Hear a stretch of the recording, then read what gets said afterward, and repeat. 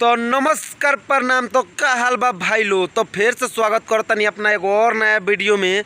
तो आज फिर अंत तक बन रही लो काहे कि आज ना वीडियो बहुत ज़्यादा मतलब गाड़फार होके वाला बाटे। तो कान में ब्लूटूथ चाहे हेडफोन लगा ली लोगिन। लहंगा उठा के झोलो फोड़ रे गोरकी देखा दे जिलेबिया मोड़। आई का कोलो का सरवा भाई लोग, लहंगा उठा के दिखा दे जिलेबी। हमारे में तेरे बाप को मत सिखा। अब भाई लोग बहन चो लहंगा में जिलेबी होला कैसन हो तनी तोहनी हमारा का बताओ लोगिन। तनी सुनो लोगिन एक बेर आवरी का कहताटे। पतरकी देखा दे जिलेबिया मोड़। पतरकी देखा दे जिलेबी अपन। भाई लोग जिलेबी होला का ई कौन लहंगा में जिलेबी देखले बा कर बहन चोद। मतलब हम तो नहीं की देखले भाई लोग। अगर तोहनी देखबो लोगी लोग मतलब देखले होकबो लोगिन त बताओ लोगिन। एकरा बहन के गणगणासी से काटो। हम चढ़ली जवानी देख छोड़ देता पानी तो ना भाई लोगिन भौजी के जवानी ना पानी छोड़ताटे। तो एगो बात हम बतावतानी ए भौजी, कहीं तारा गोड़ियों में से तो पानी ना छोड़े एक बहिन चोदो चोली से पानी तो कब गाड़ी से तो कब लाड़ी मतलब कहीं से भी पानी छोड़त रहता टेकर बहिन चोद।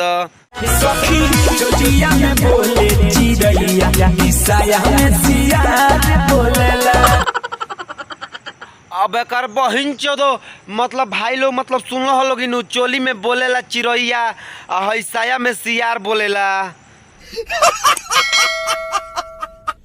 कहीं मतलब इनका लहंगा में घोड़ा तो ना बोलेला एक बहन चोदो राती के बहन चोद ऐसन ऐसन गाना। से सखी हम भइनी जवान। तो ए भौजी मतलब तू जवान होके कौन ऐसन कारनामा कोइले बाड़ू जो खोल के बताव ठीक बा ना। वैसे सुनाव मत सबर नहीं के होत तनी खोल के बताइबू कौन कौन माना कारनामा कोइले बाड़ू तू। नया नया नदी में करिले स्नान। अच्छा तो भौजी मतलब नया नया नदी में स्नान करेली। ए भौजी तो स्नान कइला के बाद ना तू बहुत ही मतलब पवित्र होकबू ना एकदम बढ़िया होकबू। आगे का कहतारू तनी खोल के बतैबू ए भौजी। हाई भाई आजकल रहिल हरद। अच्छा तो इहो बात बा भौजी तू हाई फाई रहेलू। हाई फाई रहत होकबू तो मतलब बहुत अलग तरीका से रहत होकबू हो। तो और का कारनामा करेलू हो भौजी बतावा ना तो गड़िया में बैगन धके हुर दे है।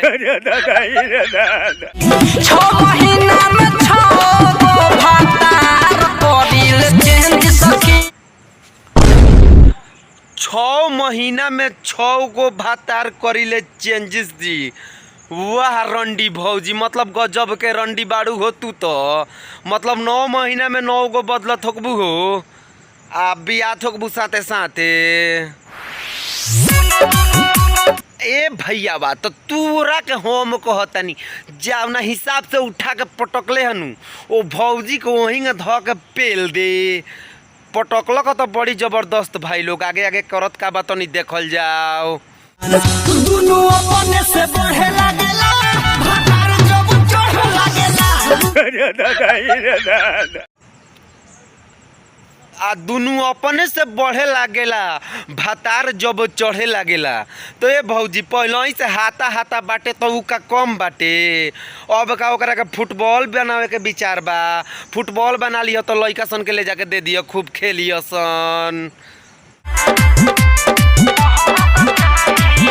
ना भाई लोग। मने हमारा के तोहनी बताओ लोगिन हई मतलब भौजी डांस करतिया आ कि एकरा बहन कारी खेत में कौआ हुरकावतिया वैसे ऐसे करके भाई लोग देख लो लोगिन ध्यान से। तनी तनी भौजी के भी कारनामा हम जाने का चाहतनी तो तनी जान ली आ तोनी के बता दी।